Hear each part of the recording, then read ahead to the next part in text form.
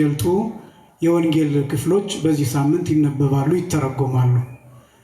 ከነዚያ ክፍሎች መካከል አንዱ የቅዱስ ሉቃስ ወንጌል ምዕራፍ 12 ከቁጥር 32 ጀምሮ እስከ ቁጥር 40 ድረስ ከትናንትና እሁድ ጀምሮ በየቅዳሴው በየአብያተ ክርስቲያናቱ እንዲነበብ የሚታዘዝ ወንጌል ነው እና ይሄ ደብረ ዘይት ወንጌል ሌላኛው ክፍል ሌላኛው ገጽታ ነው። በስፋት የሚታወቀው የደብረ ዘይት ወንጌል ተብሎ በደንብ የሚታወቀው የማቴዎስ ወንጌል ምዕራፍ 24 እና ምዕራፍ 25 ነው። ደብረ ዘይት ማለት የወይራ ተራራ ማለት ነው ትርጉሙ። ከምጽአት ጋር ደብረ ዘይት የሚገናኝበት ምክንያት በሶስት ምክንያት ነው። አንደኛ ትንቢት የተነገረው ጌታችን መድኃኒታችን ኢየሱስ ክርስቶስ ለፍርድ የሚመጣው የሚቆመው በደብረ ዘይት ተራራ ስለሆነ ነው። ሁለተኛ ጌታችን መድኃኒታችን ኢየሱስ ክርስቶስ ስለ ምጽአት ያስተማረው በደብረ ዘይት ስለሆነ ነው። ሶስተኛ ይህንን በራእይና በትንቢት የገለጡት ነቢያት አጽማቸው ያለው በዚሁ ደብረ ዘይት ተብሎ በሚጠራው ተራራ ስለሆነ ነው። በኢየሩሳሌም በምኩራቡ በመቅደሱ በስተ ምስራቅ በኩል የሚገኝ ስፍራ ነው እና የነቢያት አጽም የነቢያት መቃብር የሚባል ስፍራ ነው ይሄ ደብረ ዘይት የሚባለው። ቀጥታ ሲተረጎም ደብረ ዘይት ማለት የወይራ ተራራ ማለት ነው። ወይራ የሚበዛበት ስለሆነ በዚህ ምክንያት ደብረ ዘይት ይባላል እንጂ ደብረ ዘይት ብለን የምንጠራው ነገረ ምጽአትን ስላስተማረበት የፍርድን ምስጢር ስለገለጠበት ነው። በሌላ አገላለጥ ደብረ ዘይት የምስጢር ተራራ ተብሎ ይታወቃል። ጌታችን መድኃኒታችን ኢየሱስ ክርስቶስ 3 ዓመት ከ3 ወር የጸለየበት ተራራ፣ የሰገደበት ተራራ፣ ያስተማረበት ተራራ፣ ምስጢራትን የገለጠበት ተራራ፣ ከሐዋርያት ጋር የተነጋገረበት ተራራ፣ ለኒቆዲሞስ ያስተምርበት የነበረበት ተራራ እና ብዙ ምስጢሮችን የተሸከመ ተራራ ነው። 3 ዓመት ከ3 ወር ወንጌል ላይ የተጻፈው የጌታችን የመድኃኒታችን የኢየሱስ ክርስቶስ ትምህርት ሁልጊዜ እንደምንለው ከ2 ሰዓት እስከ 3 ሰዓት ባሉት ጊዜ ያለ ነው። ከዛ የሚበልጥ አይደለም። ማቴዎስ ላይ ያለው፣ ማርቆስ ላይ ያለው፣ ሉቃስ ላይ ያለው፣ ዮሐንስ ላይ ያለው እነዚህ አራቱም ወንጌላት ላይ ያሉት ተጨምቀው የጌታችን የመድኃኒታችን የኢየሱስ ክርስቶስ ንግግሮች ብቻ ተለይተው ቢወጡ ከ2 ሰዓት እስከ 3 ሰዓት የሚፈጁ አይደሉም። እንደየቋንቋ ጌታችን በደብረ ዘይት ተራራ 3 ዓመት ከ3 ወር ሌሊቶችን አስተምሯል። ሌሊቶችን 3 ዓመት ከ3 ወር ማለት በአንድ ዓመት ውስጥ 365 ሌሊት አለ። ስለዚህ 3 ሲባዛ በ365 ሌሊቶች ከዛ ሲደመር 90 ሌሊቶች እነዚህን የሚያክሉ ሌሊቶች በደብረ ዘይት ተራራ ጌታ አስተምሯል። እኔ አሁን በዚህ ልነግራችሁ የፈለግኩት ምንድን ነው? እዚህ የምንናገረው ነገር የጌታችን የመድኃኒታችን የኢየሱስ ክርስቶስን ንግግር አጠቃላይ የጠቀለለ አይደለም። እንኳን የኛ ንግግር ይቅርና ወንጌል ላይ የተጻፉት ክፍሎች የጌታን ንግግሮች የሚጠቀልሉ አይደሉም። ሁሉም አልተጻፈም። የተጻፉት ጥቂቶች ናቸው። የተጻፉትንም እንኳን ለዘመናት በብዙ መልክ እየተለያየንባቸው እንኖራለን።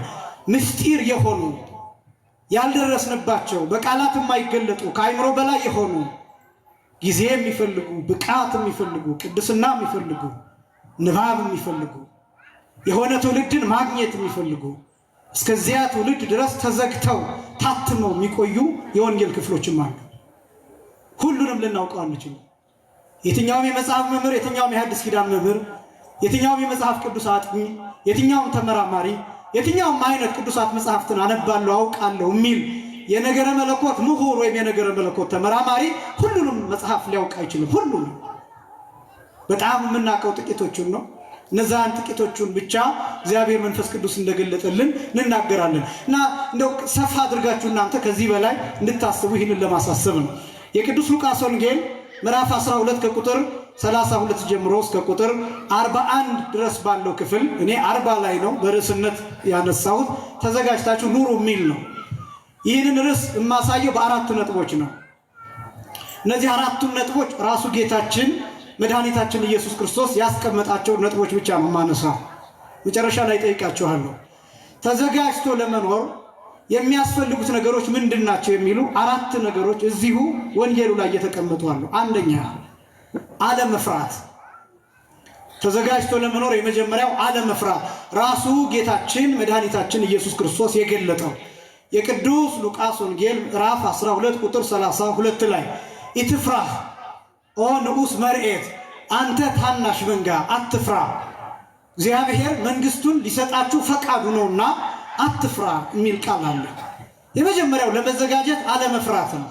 ለምንድነው ይህንን ነጥብ ማንሳት ያስፈልገኝ? የብዙ ሰው ምንጭ ችግር ምንጭ መፍራት ነው። ሰዎች ሃይማኖት የሚቀይሩት ራሱ ከመፍራት ነው። በጣም ብዙ ምንፈራቸው ነገሮች አሉ፣ ምንጨነቅባቸው ነገሮች አሉ። ለምሳሌ ጾምን የሚፈሩ ሰዎች፣ ጸሎትን የሚፈሩ ሰዎች፣ ሃይማኖትን የሚፈሩ ሰዎች፣ ህግን የሚፈሩ ሰዎች፣ ደንብን የሚፈሩ ሰዎች፣ መመሪያን የሚፈሩ ሰዎች፣ ቤተክርስቲያንን የሚፈሩ ሰዎች፣ ነፍስ አባትን የሚፈሩ ሰዎች፣ እነዚህ ሰዎች እግዚአብሔርን ራሱ በተሳሳተ መንገድ የሚፈሩ ሰዎች ከሃይማኖት ውጭ ይሆናሉ። ወይም ደግሞ በኃጢአት ምንም አይነት ነገር እያደረጉ ለንስሐ አባቶቻቸው ሳይናገሩ መኖርን ይፈርጣሉ። ለምን? ንስሐ መግባት ይፈራሉ፣ መምጣት ይፈራሉ፣ መመለስ ይፈራሉ፣ መግባት ይፈራሉ፣ ማስቀደስ ይፈራሉ፣ ንስሐ መግባት ይፈራሉ፣ መቁረብ ይፈራሉ፣ ወንጌል መስማት ይፈራሉ። ያስጨንቃቸው የሚሰጠው ትምህርት የሚነገረው ወንጌል ይሄ እኮ እኔን ነው በቀጥታ የሚናገረኝ እግዚአብሔር ብለው መጨነቅ ይጀምራሉ።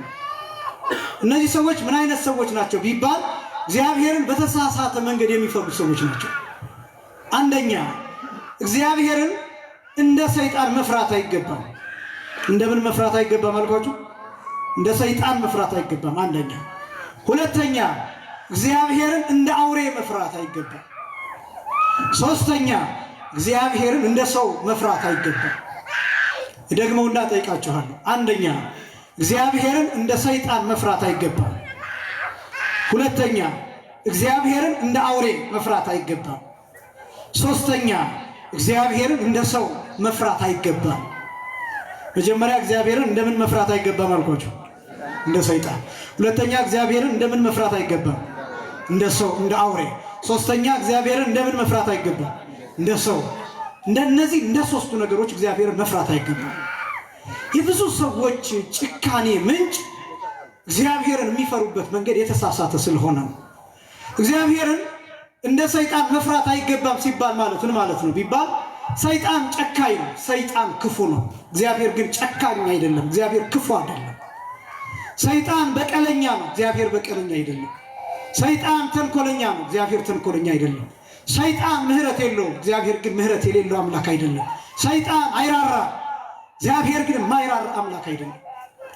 ብዙዎቻችን እግዚአብሔርን የምንረዳው የሚቀጠቅጥ አምላክ፣ አምባገነን አምላክ፣ ክፉ አምላክ፣ ጨካኝ አምላክ፣ ተንኮለኛ አምላክ፣ የእኛን ኃጢአት እየተከታተለ የሚያጠፋ፣ የእኛን ኃጢአት እየለቃቀመ የሚያጠፋ፣ የሚያባርር፣ ውጣ ከዚህ የሚል ፊቱን የሚያጠቁር፣ ፊቱን የሚያጨልም፣ እኛን የሚያባርር፣ የእኛን የየዕለት ኃጢአት እየሰበሰበ የሚፈርድ አምላክ፣ ይቅር በለን ብለነው ይቅር ማይል አምላክ፣ ኃጢአታችንን የማይረሳ አምላክ። እንደዛ አድርገን የምንስለው ሰዎች አሉ።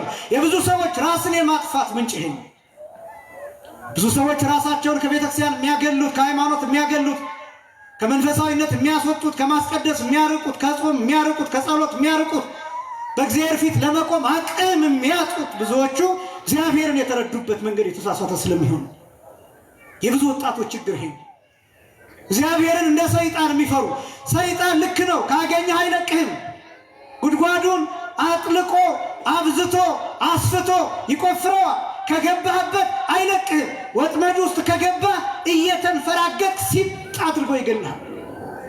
ሰይጣን ክፉ ነው፣ ሰይጣን ተንኮለኛ ነው። እግዚአብሔር ግን እየፈተነ እንኳን መውጫውን ያዘጋጃል። ክብርና ምስጋና ለስም አጠራሩ ይሁን። በእውነት አመስግኑት እግዚአብሔር። እየፈተነን እንኳን በፈተና ውስጥ እንኳን ሆነን ጉድጓድ ውስጥ እንኳን ሆነን መውጫውን ግን ያሳየናል። የቅዱሳንን ቃል ኪዳን መውጫ አድርጎ ይሰጠናል። ወንጌልን መውጫ አድርጎ ያሳየናል። የካህናትን ክህነት መውጫ አድርጎ ያሳየናል። ቅዱስ ሥጋውንና ክቡር ደሙን ማምለጫ አድርጎ ይሰጠናል። ወንጌልን ማምለጫ አድርጎ ይሰጠናል። ጾምን ማምለጫ፣ ስግደትን ማምለጫ፣ ጸሎትን ማምለጫ አድርጎ ይሰጠናል። መንፈሳዊ ሰዎችን አጠገባችን ያሉ ሰዎችን እነሱን ማምለጫ አድርጎ ቤተክርስቲያንን ማምለጫ አድርጎ ይሰጠናል። ፈተና በበዛበት ጉድጓድ፣ ችግር በበዛበት ጉድጓድ፣ መቅበዝበዝ ባለበት ጉድጓድ፣ መከራ ባለበት ዓለም፣ ስቃይ ባለበት ዓለም፣ መካካድ ባለበት ዓለም፣ አለመተማመን መፈራራት ባለበት ዓለም ውስጥ እግዚአብሔር መውጫውን አዘጋጅቶ ይጠብቀን። ይሄ አንዱ መውጫ ነው። ይሄ ጉባኤ አንዱ መውጫ ነው። በዓላቱ ሌሎቹ መውጫዎች ናቸው። ታቦታቱ፣ የቅዱሳን አባቶቻችን የሰማዕታት በዓላት፣ እነዚህ ሁሉ መውጫዎች ናቸው። እግዚአብሔር እንደ ሰይጣን አይደለም። ሰይጣንን ፍሩት፣ እግዚአብሔርን ግን እንደ ሰይጣን አትፍሩት። እግዚአብሔር እንደ ሰይጣን አይደለም። አስደናቂ ነገር ልንገራችሁ። በብሉይ ኪዳን አባቶቻችን የሚገልጡት አንድ ፍልስጣ የሚባል ሰይጣን ነበር ይላል። ወይ መጽኩይ ፍልስጣ ወይ ጽሕፍ መጽሐፈ ዕዳን። ፍልስጣ የሚባል ጋኔን አለ።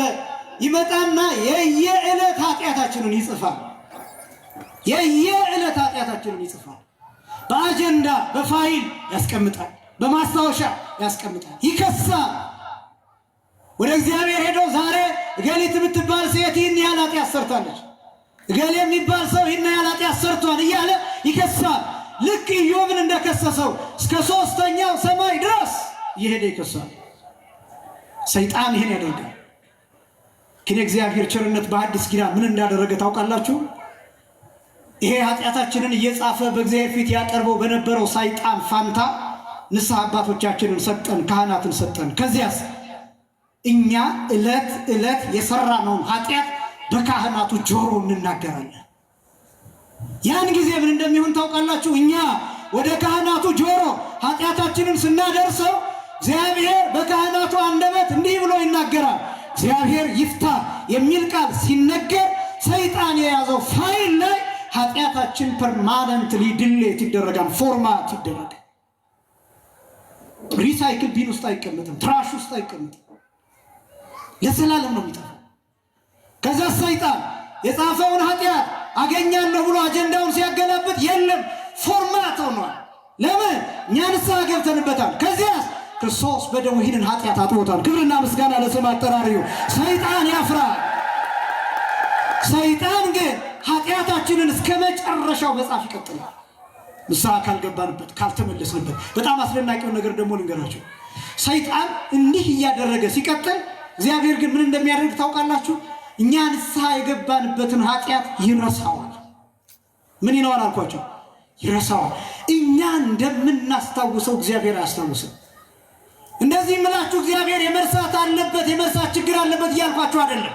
አምላክነቱን እየዘነጋሁት አይደለም። እያልኳችሁ ያለሁት ትናንትና ኃጢአት ሰርተን ንስሐ በገባንበት ኃጢአት በፍጹም እግዚአብሔር ወደኋላ ተመልሶ ማንንም አይጠይቅም በጭራሽ። ለዚህ ነው እግዚአብሔርን እንደ ሰይጣን አትፍሩት እምላችሁ። ሰይጣንስ የትናንትናውን ያስታውሳል። ከትናንት ወዲያ የሰራውን ኃጢአት፣ ንስሐ የገባህበትን ኃጢአት እያስታወሰ አሁን አንተ ሰው ነህ ይላል። አሁን አንቺ ሰው ነሽ፣ ባለፈው ያደረግከውን ረሳኸው፣ ባለፈው ያደረግሽውን ረሳሽው። አንቺ እኮ እንዲህ አይነት ኃጢአት የሰራሽ፣ አንተ እኮ እንዲህ አይነት ኃጢአት የሰራህ ነህ፣ መኖር እኮ የሚገባህ አይደለም እያለ በጆሮ እየመጣ ይጮህብሃል ሰይጣን። እግዚአብሔር እንደዛ አይደለም። እግዚአብሔር የሚነግርህ የዛሬ 2000 ዓመት ቀራንዮ ላይ የከፈለውን ዋጋ ነው በጆሮህ የሚነግርህ። የተቀበለውን መከራ፣ የተቀበለውን ስቃይ ነው የሚነግርህ። ያፈሰሰውን ደም ነው የሚነግርህ። የተገረፈውን ግርፋት ነው የሚነግርህ። በመስቀል ላይ የጮኸውን የሚያደርጉትን አያውቁምና ይቅር በላቸው ብሎ የተናገረውን የምህረት ቃል ነው በጆሮህ የሚያስቀምጠው፣ በጭንቅላት የሚያስቀምጠው፣ በልብ የሚተክለው፣ በህሊና የሚያሳድረው። ሊምርህ የመጣውን መምጣት፣ ሊያድንህ የመጣውን መምጣት። እግዚአብሔር የሚልህ እንዲህ ነው። ከእግዚአብሔር የሆነው የሚልህ እንዲህ ነው። የመዳን ቀን ዛሬ ነው ነው የሚልህ። የመዳን ቀን አሁን ነው ነው የሚልህ። እየዳንክ ነው ነው የሚልህ። ስጋውን ደሙን ተቀበል ነው የሚልህ። ንስሐ ግባ ነው የሚልህ። ተምረሃል፣ ይቅር ተብለሃል ነው የሚልህ። ከእግዚአብሔር የሆነው ድምፅ ይሄ ነው። ይሄ የሰይጣን ድምፅ አይደለም። እግዚአብሔርን እንደ ሰይጣን አትፍሩት። በዚህ ምክንያት በጣም ብዙ ሰዎች ንስሐ ለመግባት ይፈራሉ፣ ይጨነቃሉ። እንዴት ብዬ ይሄን ከባድ ግዙፍ ኃጢአቴን እንዴት ብዬ እናገራለሁ፣ በእግዚአብሔር ፊት እንዴት እቆማለሁ ብሎ ይጨነቃሉ። አትጨነቁ፣ ንስሐ ብቻ ግቡ። ስለ ኃጢአታችሁ ግዝፈት አስባችሁ አትጨነቁ። ምንም አይነት ኃጢአት በጌታ ደም ፊት አቅም የለው። ምንም አይነት ኃጢአት፣ ተራራ የሚያክል ኃጢአት፣ እንደ ቆሻሻ የተከመረ እንደ ሕንፃ ከሩቅ የሚታይ ኃጢአት በጌታ የደም ጠብታ ፊት አቅም የለውም። ይቀልጣል፣ ይጠፋል። እግዚአብሔርን እንደ ሰይጣን አትፍሩት። አንተ ታናሽ መንጋ አትፍራ። አንተ ታናሽ ነኝ ብለህ የምታስብ ወጣት አትፍራ። አንቺ ታናሽ ነኝ ብለህ የምታስቢ አትፍሪ። እኔ ባለጸጋ አይደለሁም ብለሽ የምታስቢ አትፍሪ። ሰው ያገለኛል፣ ሰው ይጠላኛል ብለሽ የምታስቢ አትፍሪ። ሰው ያገለኛል፣ ይጠላኛል ብለህ የምታስብ አትፍራ። አካለ ጎደሎ ነኝ ብለህ አትፍራ። ሌላ ነገር አለብኝ ብለህ አትፍራ። አልተማርኩም ብለህ አትፍራ። ከዚህ በፊት ኃጢአት ሰርቻለሁ ብለህ አትፍራ። በትምህርት ደረጃ ራስን ዝቅ አድርገህ አትፍራ። አላነበብኩም ብለህ አትፍራ። ካህን አይደለሁም ብለህ አትፍራ። ዘማሪ አይደለሁም ብለህ አትፍራ። ሰንበት ተማሪ አይደለሁም ብለህ አትፍራ። እኔ ገና ዛሬ ነው ቤተክርስቲያን የመጣሁት ብለህ አትፍራ። በምንም ነገር አትፍራ። አንተ ታናሽ መንጋ፣ በምንም ታናሽ የሆንክ ቢመስልህ አትፍራ። እግዚአብሔርን እንደ ሰይጣን አትፍራ። የመጀመሪያው እሱ ነው። እግዚአብሔርን እንደ ሰይጣን አትፍሩት። ሁለተኛ እግዚአብሔርን እንደ አውሬ አትፍሩት። አውሬ ጅብ ቢያገኛችሁ፣ አንበሳ ቢያገኛችሁ ይሰባብራችኋል፣ ይገነጣጥላችኋል፣ አያዝንላችሁም።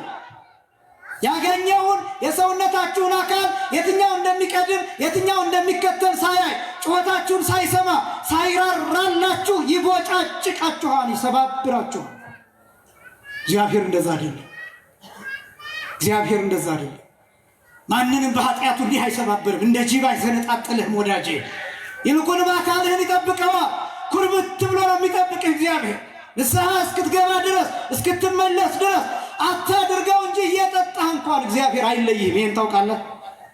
አታድርጉት እንጂ እየቃማችሁ እንኳን እያጨሳችሁ እንኳን እግዚአብሔር አይለያችሁም። ከዛ ማጨስ፣ ከዛ ሱስ፣ ከዛ ስካር እስክትወጡ ድረስ በራችሁን እያንኳኳ እግዚአብሔር ይጠብቃችኋል። እንደዚህ አይነት አምላክ ነው፣ የሚሰባብር አምላክ አይደለም። እግዚአብሔር እንደ አውሬ አትፍሩት። በጣም ብዙ ሰው ቤተክርስቲያን ለመግባት ይፈራል። ያን ኃጢአቴን እንዴት አደርገዋለሁ? አንዳንዶቹ የቤተ መቅደሱን በር የቤተክርስቲያኑን በር ለመንካት ያፍራሉ፣ ይፈራሉ ከኃጢአታቸው የተነሳ። ወዳጆች እግዚአብሔር እኛ ወደ እሱ ስንመጣ እዚህ ስንደርስ አይደለም የሚቀበለን፣ ገና ከቤታችን ስንወጣ ተወርውሮ መጥቶ የሚያቅፈን አምላክ ነው። ክብርና ምስጋና ለስም አጠራሩ ይሁን። ገና ከሩቅ አይቶ እንዲያው የሚያዝንልን አምላክ ነው። በሉቃስ ወንጌል ምዕራፍ 15 ላይ በተገለጠው መሰረት ልጁን ያ የጠፋው ልጁን ገና ከሩቅ ሲያዩ አዘነለት። ልጁ ከስቷል፣ ጠቁሯል። ልጄ ብሎ እየሮጠ ሄዶ አንገቱን ጥምጥም አድርጎ ነው የሳመው ልጁ። ያ ልጅ ብዙ ገንዘብ አጥፍቷል። ያ ልጅ አባቱን ክዷል። ያ ልጅ ከቤተሰብ ወጥቷል። ያ ልጅ አባቱን ተሳድቧል። ያ ልጅ በአባቱ ላይ አምጿል። በአባቱ ላይ እምቢተኛ ሆኖ ነበር። ያ ልጅ ያን አልቆጠረውም። ይሃባት ልክ ሲመጣ ተወርውሮ ሄዶ አቀፈ። እንዲያውም አዘነለት፣ እንደከሳ እንደጠቆረ ሲያዩ። እግዚአብሔር እኛ በኃጢአት ቀጭጨን ደቀን ስንመጣ ገና ከሩቅ ሲያይን ያዝንልናል እንጂ ዞር በል ያን ሁሉ ኃጢአት ሰርተህ አሁን መጣ አታፍርም አይልም እግዚአብሔር። ያን የምንለው እኛ ነን። ያን የምንለው እኛ ነን። እግዚአብሔር እንዲህ አይልም። እግዚአብሔር እንደ አውሬ አትፍሩት። ሶስተኛ እግዚአብሔር እንደ ሰው አትፍሩት። እግዚአብሔርን እንደምን አትፍሩት አልኳቸው? እንደ ሰው አትፍሩት። ሰው የሆነ እንደሆነ የሰማውን ኃጢአት ለመናገር ይቸኩላል። እንዲያውም ሰው የሰይጣንን ስራ ተክቶ የሚሰራበት ጊዜ ነው። ቅድም ያልኳችሁን የፍልስጣን ስራ ከሰይጣኑ የተሰረዘውን ፋይል ሰዎች በተለያየ መንገድ ያስቀምጡታል። ስልካቸው ውስጥ ያስቀምጡታል። አያችሁ፣ ለክፉ ቀን ይሆናል ይሉና እናንተ ንስሐ የገባችሁበትን ኃጢአት ሰዎች ያጠራቅሙታል። ስልካቸው ውስጥ፣ ላፕቶፓቸው ውስጥ በፓስዋርድ ምናምን ቆልፈው አርቀው አስቀምጠው ሰዎች እንዳያገኙት ሴኪዩር ፎልደር ውስጥ አስቀምጠው ለክፉ ቀን ይሆናል ብለው የሆነ ጊዜ ስማችሁ ሲጠፋ ያን መምዘዝ ይጀምራል። ሰው ጨካኝ።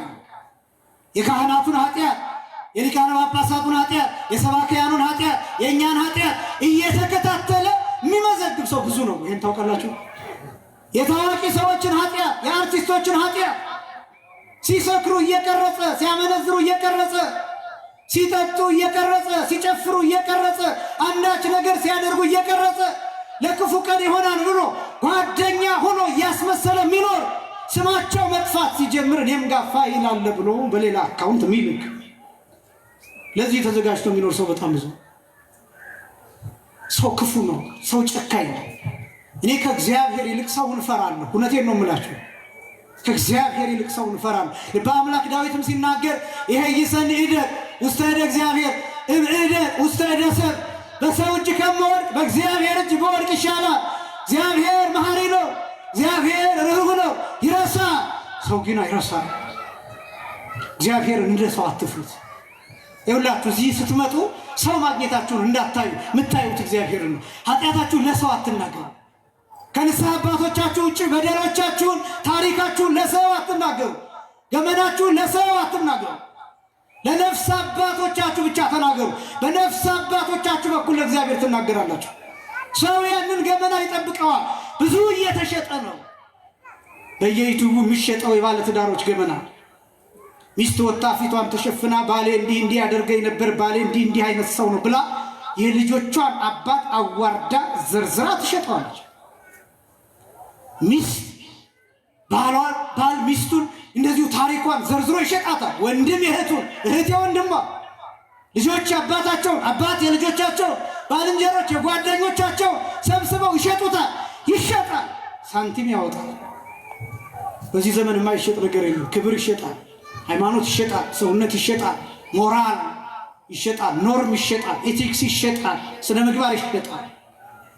በዚህ ዘመን የማይሸጥ ነገር የለም። ጌታ የተናገረው በወንጌል የማቴዎስ ወንጌል ምዕራፍ 16 ከቁጥር 20 ጀምሮ በምን ትሉ አስተማስለሙ ለሰብአ ዛቲ ትውልድ፣ ይህን ትውልድ በምን እመስለዋለሁ ብሎ ምን እንደተናገረ ታውቃላችሁ? ይመስሉ ደቂቀ እለ ይነብሩ ሀበ ምስያቅ ነው የሚለው። ገበያ ዳር የተቀመጡ ልጆችን ይመስላሉ ነው የሚለው። ገበያ ዳር የተቀመጠ ሰው ምን ያደርጋል? ይሸጣል፣ ይለውጣል፣ ይገዛል፣ ይሰጣል፣ ይገዛል፣ ይሸጣል፣ ይቀበላል፣ ይሰጣል። ገበያ ዳር የተቀመጠ ሰው እንደዛ ነው። ይሄ ትውልድ አብዛኛው ገበያ ዳር ነው የተቀመጠው።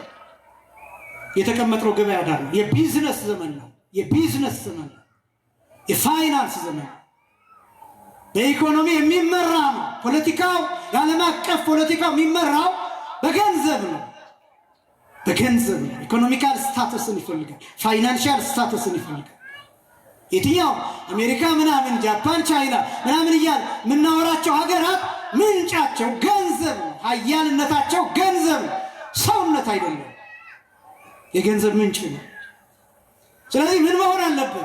የምትሸጥ ሁሉን ነገር ለገበያ የምታቀርብ መሆን አለብን። ጭንቅላትን ለገበያ፣ ትምህርቱን ለገበያ፣ ዝማሬው ለገበያ። እነዚህ የተደረደሩት ስልኮች ለገበያ የሚቀርቡ ናቸው። ይሄ ትምህርት ለገበያ የሚቀርብ፣ በጣም ብዙ ነገሮችን እንሸጣለን። ያለነው ገበያ ዳር ሁሉም ነገር ይሸጣል። ቅዳሴዎቻችንን እየቀረጽን እንሸጣለን።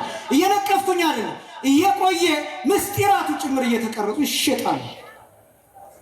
ያለነው ገበያ ዳር። ያለንበት ዘመንን መረዳት ያስፈልጋል። ቢዝነስ ማይንድድ መሆን፣ ገንዘብ ተኮር መሆን። ሱቅ መክፈት ባትችል እንኳን ይሄ የሚዳሰሰው አይነት ሱቅ መክፈት ካልቻል ዩቲዩብ ትከፍታለህ፣ ሱቅ ነው እሱ። ቲክቶክ ትከፍታለህ፣ ሱቅ ነው እሱ። ፌስቡክ ትከፍታለህ፣ ሱቅ ነው። ኢንስታግራም ትከፍታለህ፣ ሱቅ ነው።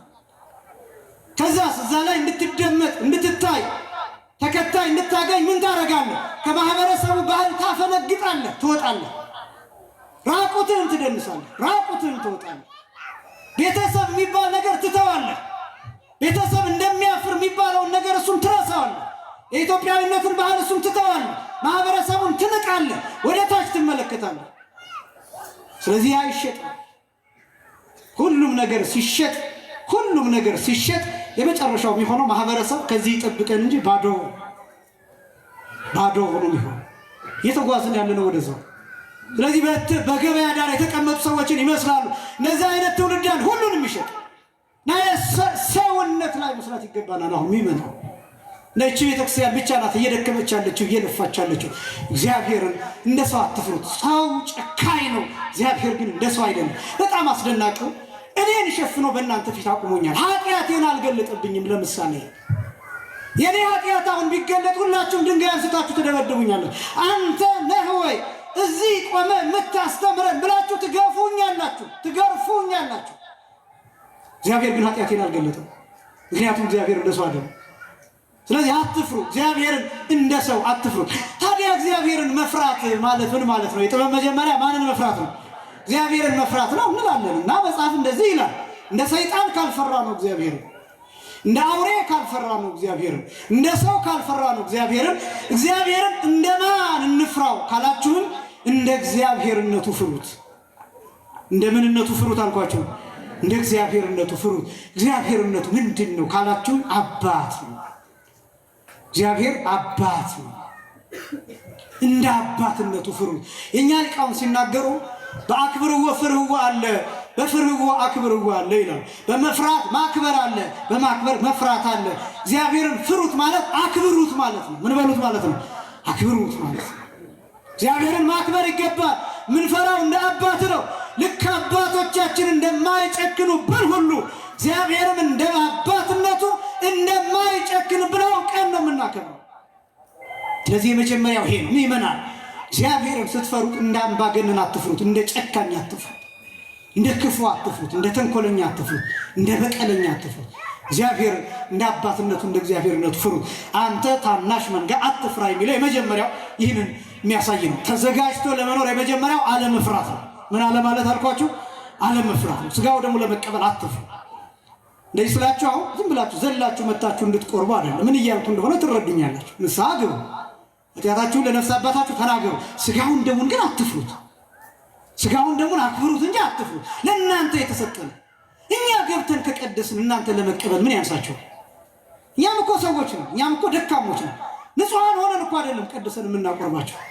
ኃጢአት የሌለብን ሆነን አይደለም እኮ ስጋና ደም ፈትተን ቀብተን የምንሰጣችሁ። እኛ ሰማያውያን መልአካውያን ሆነን የተለየን ቅዱሳን ሆነን እኮ አይደለም። እግዚአብሔር በቸርነቱ ይዞን ነው።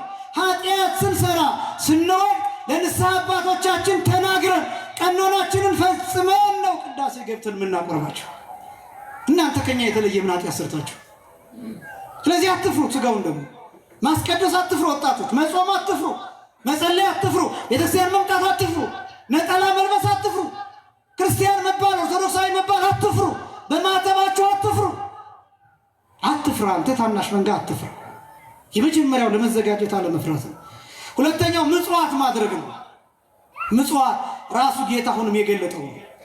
የሉቃስ ወንጌል ምዕራፍ 12 ከቁጥር 33 ጀምሮ ያላችሁን ሽጡ፣ ምጽዋትም ስጡ፣ ሌባ በማይቀርብበት ብልም በማያጠፋበት በሰማያት የማያልቅ መዝገብ የሚሆኑትን የማያረጁትንም ኮረጆዎች ለራሳችሁ አድርጉ፣ መዝገባችሁ ባለበት ልባችሁ ደግሞ በዚያ ይሆናልና ይላል። ለመዘጋጀት ሁለተኛው ምጽዋት ነው። የመጀመሪያው አለመፍራት፣ ሁለተኛው ምጽዋት ነው። ይሄ ነው በሶስት ከፍዬ ከጊዜ አንፃር ላሳያችሁና ወደሚቀጥለው ክፍል ልሄድ። ምጽዋት ሶስት አይነት ነው። ምጽዋት ሶስት አይነት ነው። አንደኛው ስጋዊ ምጽዋት፣ ሁለተኛው መንፈሳዊ ምጽዋት፣ ሶስተኛው ነፍሳዊ ምጽዋት።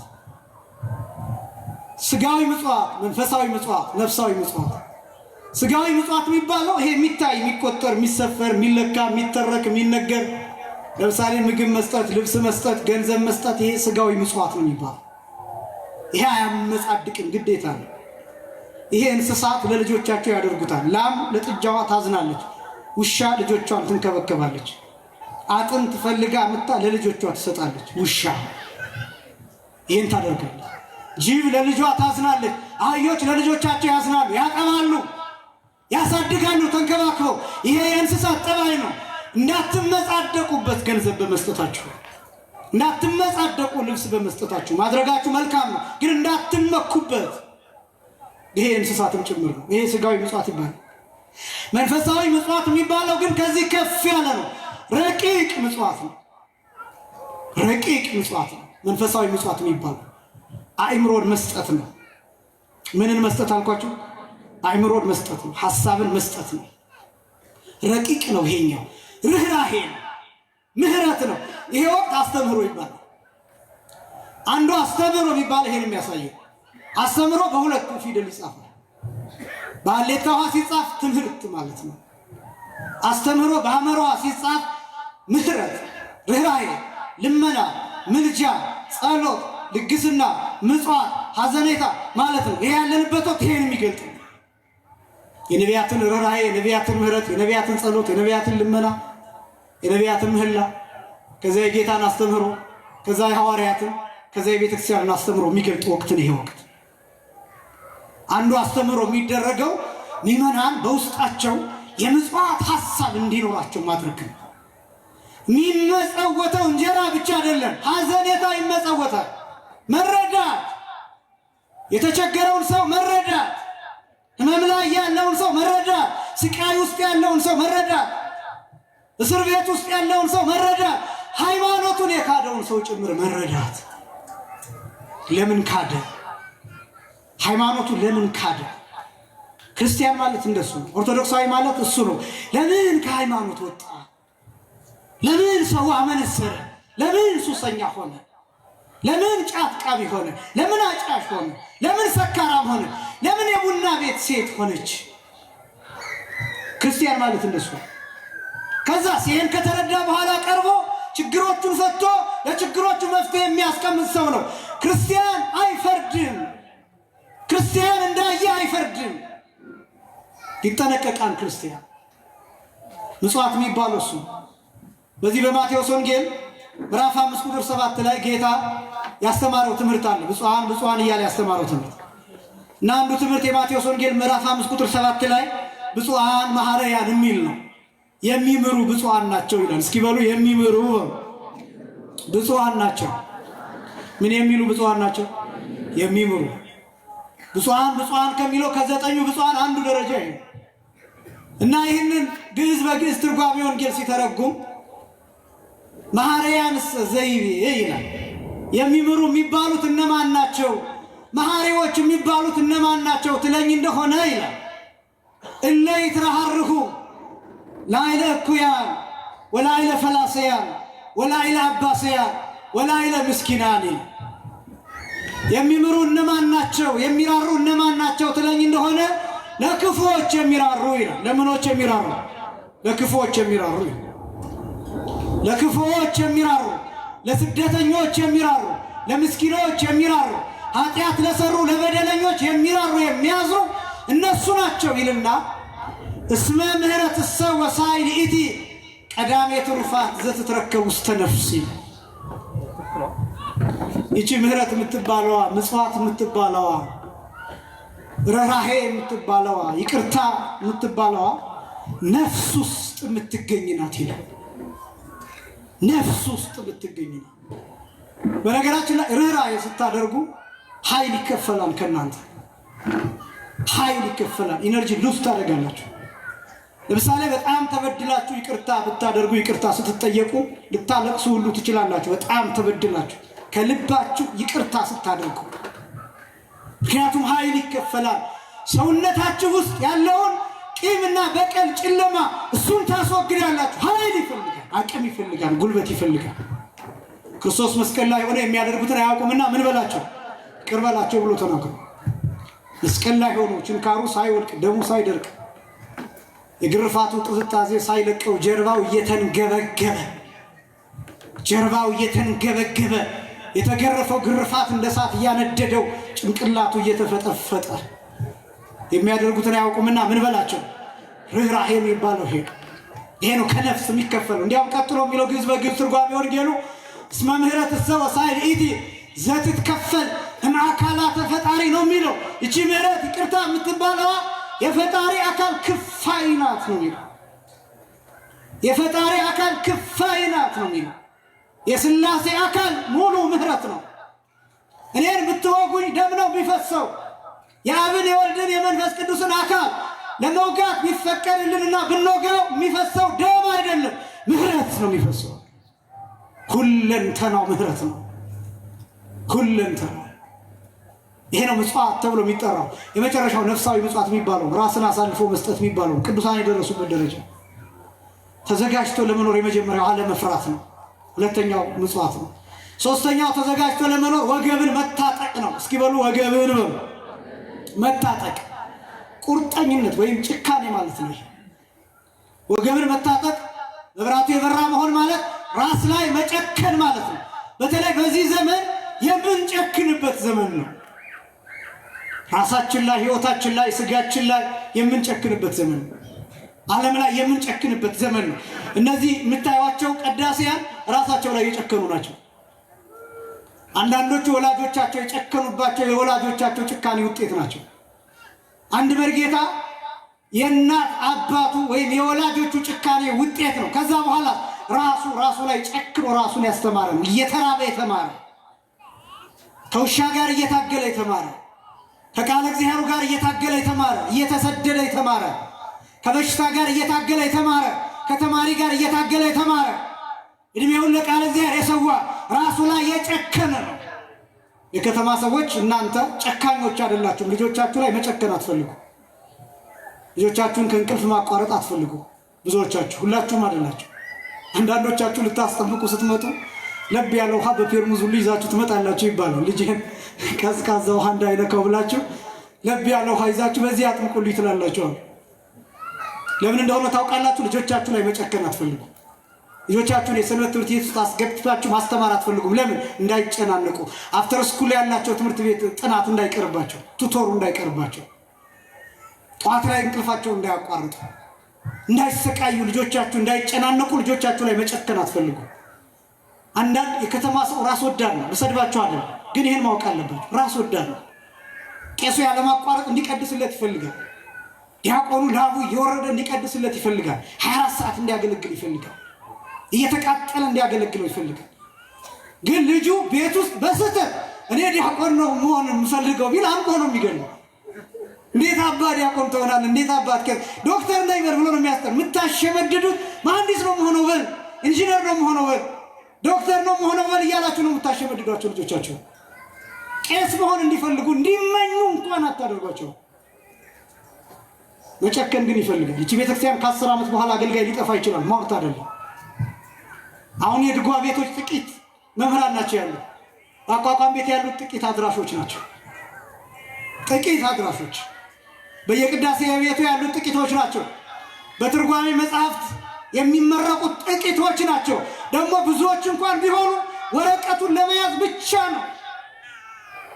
ወረቀቱን ለመያዝ ብቻ፣ መምህር ለመባል ብቻ፣ የቅዳሴ መምህር፣ የቅኔ መምህር፣ የአቋቋም መምህር ለመባል ብቻ ብለው የትምህርት ጥራቱን ገለው ነው ብዙዎቹ የሚወጡት።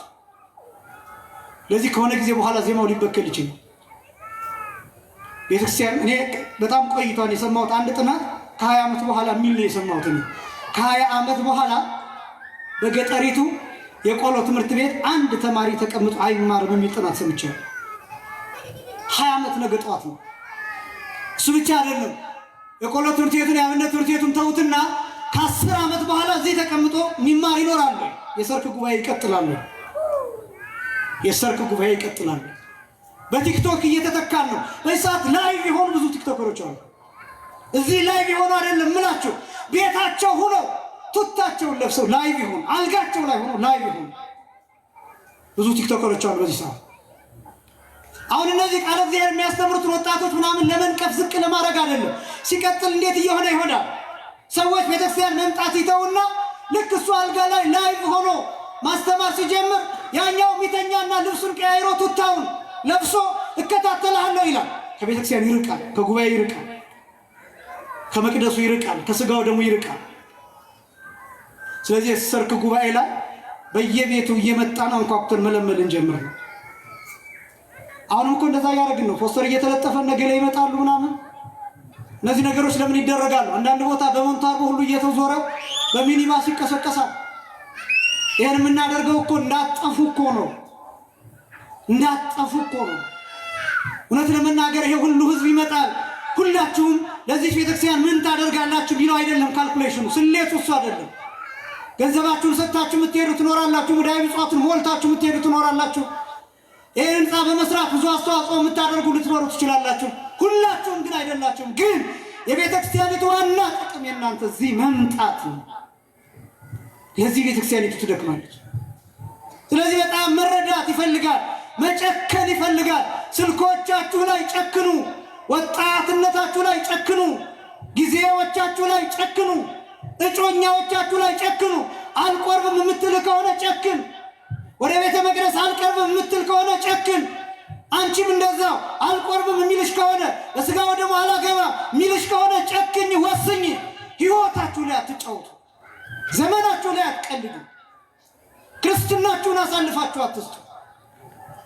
ወገብን መታጠቅ ማለት ይሄ የዚህች ቤተክርስቲያን ኃላፊነት ከባድ ነው። አሁን ላይ የዓለምን ኃላፊነት በሙሉ ሰብስባ ተሸክማለች።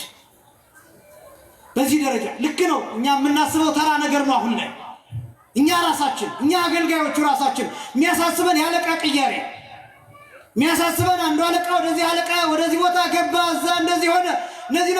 እነዚህ ነገሮች ላይ ነው ምነው ያሳዝናል። የቤተክርስቲያኒቷ ተልእኮ ይሄ አይደለም። ወንጌል ነው የቤተክርስቲያኒቷ ተልእኮ። ድንበር ተሻግሮ ወንጌልን መመስከር ነው። ቤተክርስቲያኒቷ ተልኮ ከዚህ ያለፈ ነው። እኛ እዚህ እየተርመጠመጥን ነው፣ መንደር ለመንደር ሰፈር ለሰፈር እና መታጠቅ ይፈልጋል። አሁን ላይ ወጣቶች ወንድሞችና እህቶች ስለ ቤተክርስቲያን መታጠቅ ይፈልጋል፣ መጨከን ይፈልጋል። መታጠቅ ጦር መሳሪያ አይደለም፣ መታጠቅ ሽጉጥ አይደለም፣ መታጠቅ ክላሽ አይደለም ምላቸው፣ ቦምብ አይደለም ምላቸው። የእግዚአብሔርን ቃል ወንጌልን መታጠቅ፣ መረዳትን መታጠቅ፣ መጨከን ይፈልጋል።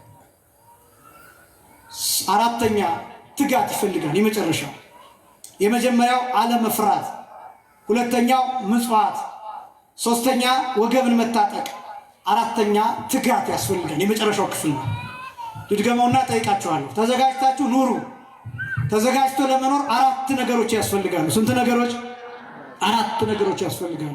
የመጀመሪያው አለመፍራት፣ ሁለተኛው ምጽዋት ወይም ርህራሄ፣ ሶስተኛው ወገብን መታጠቅ ወይም ጥብዓት ወይም ጭካኔ ወይም ቁርጠኝነት፣ አራተኛው ትጋት። የመጀመሪያው ተዘጋጅቶ ለመኖር ምን ማለት ያስፈልጋል?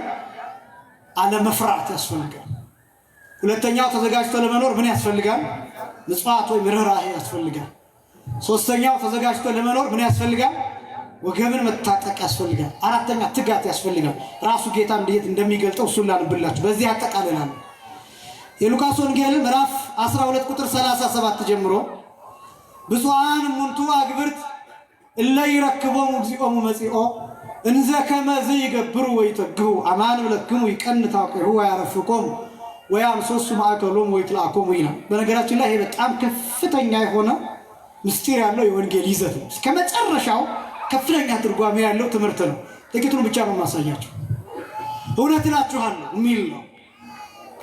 ጌታቸው ሲመጣ፣ ባለቤቱ ሲመጣ እየተጉ እያገለገሉ የሚያገኛቸው አገልጋዮች ባሮች ብፁዓን ናቸው ይላል። ይቀንታቅሁ ወገቡን ይታጠቃል ይላል። ወያረፍቆሙ ያስቀምጣቸዋል ይላል። ወያንሶሱ ማእከሎሙ በመካከላቸው ይመላለሳል ይላል። ወይትራኮሙ ያገለግላቸዋል ይላል። ይህን በምሳሌ ላሳያችሁ። ለምሳሌ አንድ ባለጸጋ፣ አንድ ድርጅት ባለቤት ወደ ሩቅ ሀገር መሄድ ፈልጎ፣ ወደ አሜሪካ መሄድ ፈልጎ እዚህ ኢትዮጵያ ውስጥ ያለውን ድርጅት ለሰራተኞቹ ኃላፊነት ሰጥቶ ይሄዳል። አደራ ሂሳብ የሚሰራው በሙያው እንዲሰራ፣ ማኔጅ የሚያደርገው ማኔጀሩ በአግባቡ እንዲሰራ፣ ይህን እንድታደርጉ ጥበቃው በአግባቡ እንዲጠብቅ ብሎ ኃላፊነት ሰጥቶ ይሄዳል። አንዳንዶቹ በአግባቡ ኃላፊነታቸውን እየተወጡ ይቆያሉ። አንዳንዶቹ ደግሞ እያንቀላፉ፣ እየበሉ፣ እየጠጡ፣ እየሰከሩ፣ እያመነዘሩ ይቆዩታል። እና ባለጸጋ የድርጅቱ ባለቤት እነሱ ባላሰቡበት ሰዓት ይመጣል። ያን ጊዜ የሚተጉትን ምን ያደርጋቸዋል? የሚያመነዝሩትን ምን ያደርጋቸዋል? እነዚህኞቹን ሰነፎቹን ያባረራቸዋል። ስቃይ ወዳለበት ቦታ ወደ እስር ቤት ይልካቸዋል። እነዚህ የሚተጉትን በትጋት ያገለገሉትን ግን ምንድን ነው የሚያደርገው ቢባል ያስቀምጣቸዋል። ወገቡን ይታጠቃል፣ እጁን ወደ ኋላ ያደርጋል። ምን ልታዘዛችሁ ብሎ ይታዘዛቸዋል። ደመወዛቸውን በአግባቡ ይከፍላቸዋል። የሚያስፈልጋቸውን ነገር ያደርግላቸዋል። ልክ እንደነሱ ሰራተኛ፣ ተላላኪ፣ አገልጋይ፣ ባሪያ ሆኖ እነሱን አስቀምጦ በመካከላቸው እየተመላለሰ ያገለግላቸዋል። ይሄ ምሳሌ ነው። ባለጸጋ የተባለው ጌታችን መድኃኒታችን ኢየሱስ ክርስቶስ ነው። ይህችን ዓለም ለእኛ ሰጥቷል። ቤተ ክርስቲያንን ለእኛ ሰጥቷል። የክርስትና ሕይወትን ለእኛ ሰጥቷል። ትጉ ብሎ መክሊታችሁን ስሩበት ብሎ መክሊታችሁን አርቡ ብሎ የክርስትና ሕይወታችሁን ጠብቁ፣ ሕግጋትን ጠብቁ፣ ትእዛዛትን ጠብቁ፣ መመሪያዎችን ጠብቁ፣ ክህነትን ጠብቁ፣ ወንጌልን ስበኩ ብሎ ሰጥቶናል። የሚያመነዝር ይኖራል፣ የሚሰክር፣ የሚተኛ፣ የሚያንቀላፋ ይኖራል፣ የሚተጋ ይኖራል። እነዚህ ለሚተጉት እስከ መጨረሻው ድረስ ለታገሩ ሰዎች ጌታ ምንድን ነው የሚያደርገው ቢባል ወገቡን ይታጠቃል። ምኑን ይታጠቃል አልኳቸው? ወገቡን ይታጠቃል። ከዛስ ወያረፍቆሙ ይላል፣ ያስቀምጣቸዋል። እነዚያ ሊተጉ የነበሩትን ተቀመጡ ይላቸዋል። እተረጉምላቸዋል። ከዛስ ወያንሶሱ ማእከሎሙ በመካከላቸው ይመላለሳል። ወዲያ ወዲህ ይላል በፊታቸው። ወይትላኮሙ ያገለግላቸዋል። ምን ልታዘዝ፣ ምን ላምጣላችሁ፣ ምን ላደርግላችሁ ብሎ ይጠይቃቸዋል። እንደ ባሪያ፣ እንደ አሽከር፣ እንደ ሎሌ፣ እንደ ሰራተኛ ያገለግላቸዋል። ባለጸጋው ጌታ ወገቡን መታጠቁ ምንድነው? እኛን ማስቀመጡ ምንድነው? በመካከላችን መመላለሱ ምንድነው? መላላኩ ማገልገሉ ምንድነው? ይሄን እያሰብን እንድንተጋ ነው። እነዚህ ነጥቦች ብቻ አሳይቼ ጨርሳለሁ። ወገብን መታጠቅ ማለት ጌታችን መድኃኒታችን ኢየሱስ ክርስቶስ ከሐሙስ ምሽት ጀምሮ የሐዋርያትን እግር በማጠብ ወገቡን ታጥቆ ነው የሚለው። የዮሐንስ ወንጌል ምዕራፍ 13 ላይ ወገቡን ታጥቆ በደቀ መዛሙርቱ ፊት ቆሞ ተንበርክኮ የደቀ መዛሙርቱን እግር አጥቧል። ታጥቆ ወገቡን ታጥቆ እናውቀዋለን። ታጥቆ እግራችንን ሲያጥብ፣ የይሁዳን እግር ሲያጥብ፣ የጴጥሮስን እግር ሲያጥብ፣ የእንድርያስን፣ የቶማስን፣ የሌሎቹንም ሐዋርያት እግር ሲያጥብ ወገቡን ታጥቆ ከዚያስ ችንካር ታጥቆ መስቀል ላይ ሲያገለግለን እናውቀዋለን። ግርፋት ታጥቆ 6666 ጅራፍ ግርፋት ታጥቆ፣ ደም ታጥቆ፣ ቁስል ታጥቆ፣ የእሾህ አክሊል ታጥቆ፣ መከራ ታጥቆ፣ በድቀት ታጥቆ መስቀል ላይ መከራን ታጥቆ ስቃይን ታጥቆ እየቃተተ ሲያገለግለን እናውቀዋለን። ታጥቆ ነው ያገለግለን። ወገቡን አስሮ ነው ያገለግለን። ወገብን መታጠቅ የዝግጅት ምሳሌ ነው። ወገብን መታጠቅ የጭካኔ ምሳሌ ነው። ወገብን መታጠቅ የጥብዓት ምሳሌ ነው። የቁርጠኝነት ምሳሌ ነው። ክርስቶስ ያገለገለን ወገቡን ታጥቆ መስቀል ተሸክሞ እየተደፋ ገመድ እየታሰረበት ወደፊት ለፊት መስቀል ተሸክሞ በአፍጢሙ እየተደፋ ወደ ኋላ እንደገና እየተጎተተ በሽንጡ እየወደቀ ጭንቅላቱ እየተፈጠፈጠ 570 ወታደር ቡጢ እያሳረፈበት 570 ወታደር የሚበሉ የሚጠጡ ያለማቋረጥ ስፖርት የሚሰሩ ኤክሰርሳይዝ የሚያደርጉ ጡንቻቸው የፈረጠመ በቂ እንቅልፍ የሚተኙ ወታደሮች አህዛብ የሆኑ ጨካኞች ወታደሮች እነሱ እየደበደቡት ታጥቆ ነው ያገለገለን። ምራቅ እየተተፋበት የአይሁድን ምራቅ ታጥቆ ነው ያገለገለን። ታጥቆ ነው ያገለገለን። ወያንሶስ ወያረፍ ቆሙ ያስቀምጣቸዋል። እንዲህ ነው የሚለው ዮሐንስ ወንጌል ምዕራፍ 6 ላይ ወአዘዘ ይርፍቁ ዲበ ሳይር ይላል።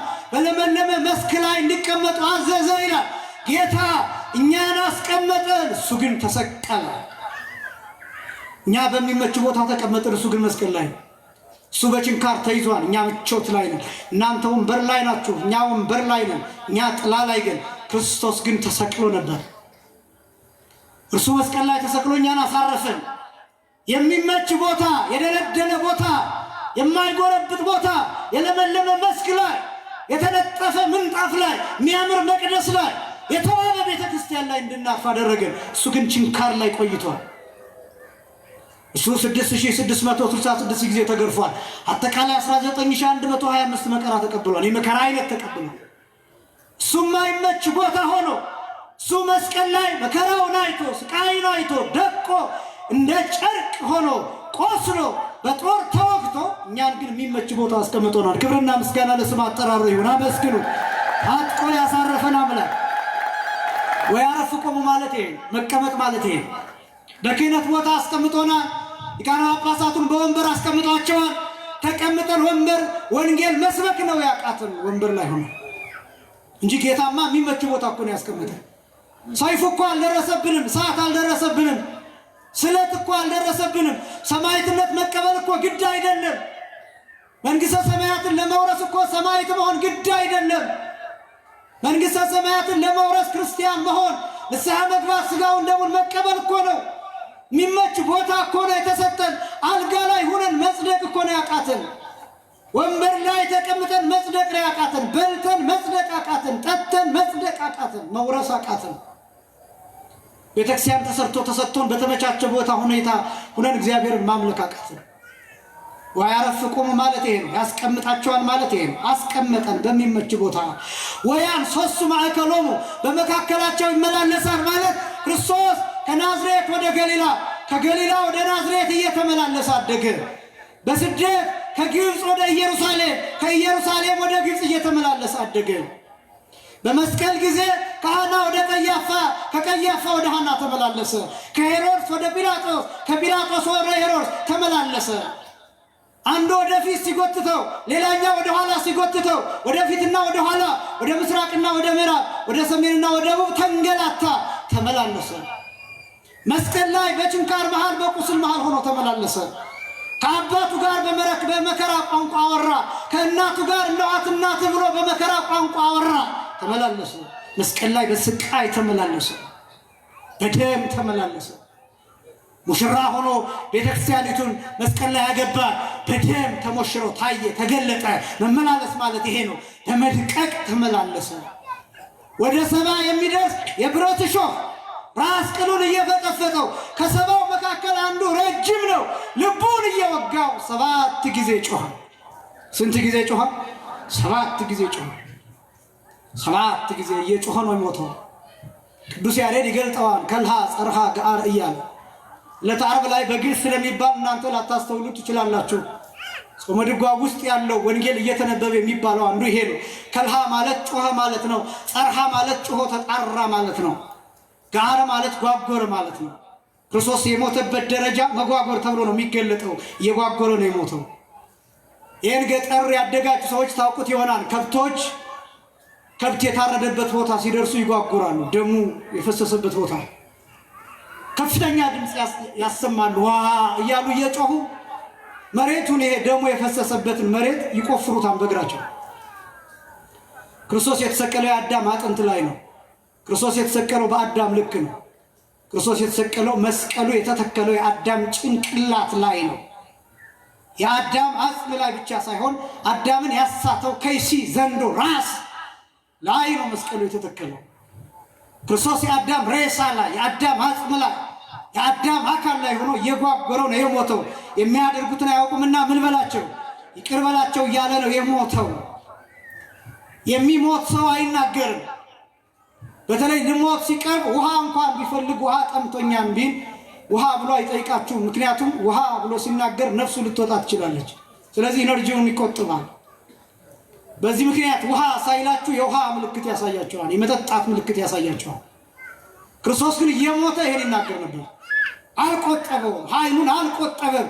ያውም እየጓጎረ በኃይል እየጮኸ በጉሮሮውና በምላሱ በተጣበቀ ጩኸት፣ በዚያ ጩኸት ነው ሁሉም ተፈጸመ፣ ነፍሴን በእጅህ አደራ እላለሁ ብሎ ክርስቶስ ዘንበል አድርጎ ራሱን ነፍሱን የሰጠው። ስለዚህ ክርስቶስ እየጓጎረ ነው የሞተው። መመላለስ ማለት ይሄ ነው። ወያን ሶስቱ ማዕከሎሙ በመካከላቸው ተመላለሰ ማለት ይሄ ነው። ከዚያ ከሙታን ተለይቶ ከተነሳ በኋላ በመካከላችን ተመላለሰ። በበረከት ተመላለሰ፣ በቡራኬ ተመላለሰ፣ በትምህርት ተመላለሰ፣ በወንጌል ተመላለሰ፣ ሥርዓተ ቤተክርስቲያንን መጽሐፈ ኪዳንን በማስተማር ተመላለሰ። በመካከላቸው ይመላለሳል። ወይትላኩም ጨረስኩኝ፣ ያገለግላቸዋል። የመጨረሻው እየተመላለሰ ማገልገል ነው። እንዴት ሆኖ ነው የሚያገለግላቸው ቢባል እንደ ባሪያ ሆኖ፣ እንደ ሎሌ፣ እንደ አሽከር ሆኖ ነው የሚያገለግላቸው።